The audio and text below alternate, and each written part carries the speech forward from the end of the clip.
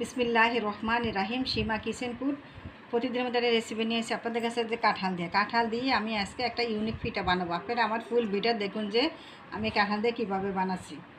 প্রথমে কাঁঠালগুলো আমি এভাবে নিয়ে আগে রসগুলো আমি ছাড়িয়ে নেব আর কি।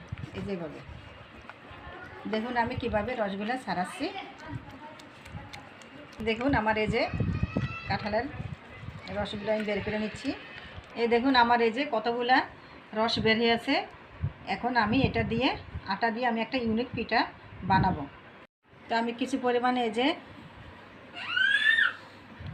চালের গুঁড়ো দিলাম আধা বাটি পরিমাণ।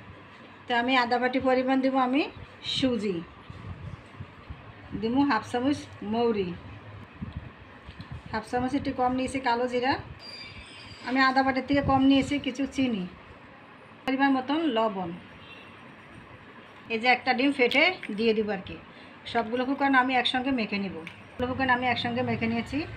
এই দেখুন তো আমার ব্যাটারটা রেডি হয়ে গেছে। এখন আমি এটা ভাজার জন্য আমি চুলাতে নিয়ে যাব। এখানে কিছু পরিমাণে সয়াবিন তেল দিয়ে দেবো আমি।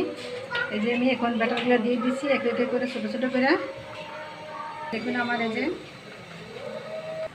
দেখুন তো আমার এগুলো এই যে পিঠাগুলো আমার হয়ে গেছে। দেখুন আমি একে একে সবগুলো পিঠা তুলে ফেলবো। তো আমার কাঁঠাল বড়া পিঠাটা হয়ে গেছে গিয়া। দেখুন আমি আজকে কীভাবে বানাইছি, আপনারা আমার মতন বানিয়ে এভাবে দেখে আমাকে কমেন্ট করে জানান।